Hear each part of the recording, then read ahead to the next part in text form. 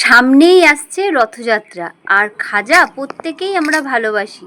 বানানো যে এতটা সোজা, আপনারা পুরো ভিডিওটা না দেখলে বিশ্বাসই করবেন না। নমস্কার বন্ধুরা, নতুন একটা রেসিপি দেখার জন্য আপনাদের সকলকে জানাই স্বাগত। আজকে জগন্নাথ দেবের প্রিয় প্রসাদ তৈরি করে দেখাবো, খাজা। আমি কিভাবে করি আপনারা প্রথম থেকে শেষ পর্যন্ত পুরো ভিডিওটা দেখতে থাকুন। প্রথমেই একটা বাটি নিয়ে নিচ্ছি, বড় বাটির এক বাটি ময়দা নিয়ে নিচ্ছি। দিয়ে দিচ্ছি পরিমাণ মতো নুন, ভর্তি ভর্তি 2 চামচ ঘি দিয়ে দিচ্ছি। এখন খুব ভালো করে ময়ম দিয়ে নেব। ময়মটা যত ভালো দেওয়া হবে, খাজাগুলো কিন্তু বেশ সুন্দর খাস্তা হবে। খুব ভালো করে ময়ম দিয়ে নিয়েছি। হাতের মধ্যে দেখুন এরকম করলে জড়ো হয়ে যাচ্ছে। অল্প অল্প জল দিয়ে এখন একটু শক্ত করে একটা ডো মেখে নেব। একবারে বেশি জল দেওয়া যাবে না, মাখাটা যদি নরম হয়ে যায় খাজাগুলো কিন্তু একদম ভালো হবে না। ভালো করে ঠেসে ঠেসে মেখে নিচ্ছি। দেখুন শক্ত করে মেখে নিয়েছি। এখন 10 মিনিটের মতন ঢেকে রেখে দেব। এখন একটা শিরা বানিয়ে নিচ্ছি। 1 বাটি চিনি দিয়ে দিচ্ছি। এই বাটি মেপেই 1 বাটি জল দিয়ে দিচ্ছি। জল দিয়ে এখন খুব ভালো করে শিরাটা ফুটিয়ে নেব। শিরাটা ঘন করে জাল দিয়ে নেব। দেখুন ঘন করে জাল দিয়ে নিয়েছি। আঙুলে চেক করে নিচ্ছি। এই দেখুন বেশ সুন্দর একটা তারের মতন হচ্ছে।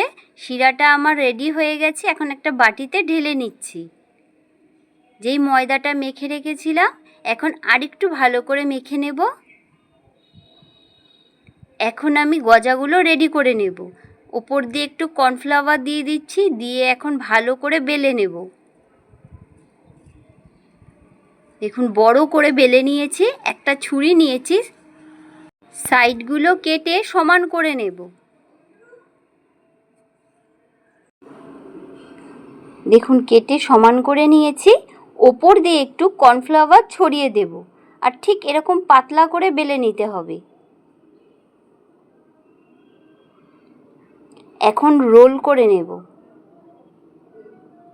এই দেখুন এইভাবে বেশ সুন্দর গুটিয়ে গুটিয়ে রোল করে নিচ্ছি। এখন একটু জল লাগিয়ে নিচ্ছি যাতে খুলে না যায়।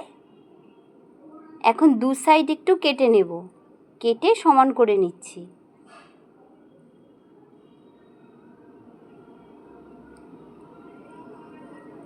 এখন ছোট ছোট করে কেটে নেব।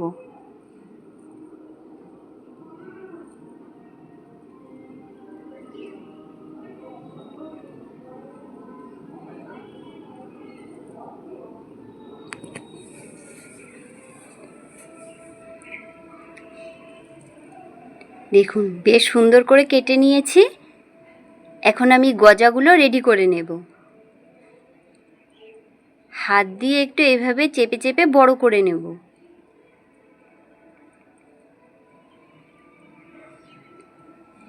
এই দেখুন গজাটা আমার রেডি হয়ে গেছে।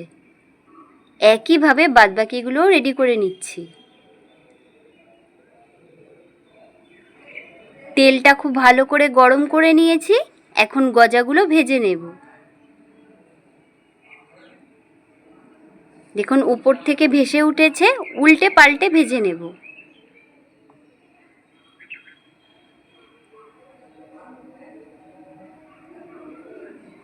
তেল ঝরিয়ে এখন আমি তুলে নেব। দেখুন দেখতে কত সুন্দর হয়েছে। একইভাবে বাদবাকিগুলোও ভেজে নেব।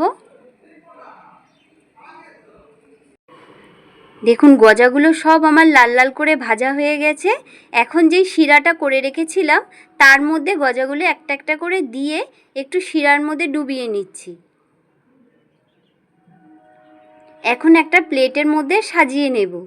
দেখুন গজা আমার রেডি হয়ে গেছে। সামনেই রথযাত্রা। এইভাবে বাড়িতে একবার গজা বানিয়ে খেয়ে দেখুন, খেতে কিন্তু দারুণ লাগে।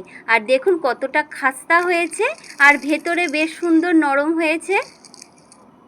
কত সহজেই বাড়িতে বানিয়ে ফেললাম খাজা।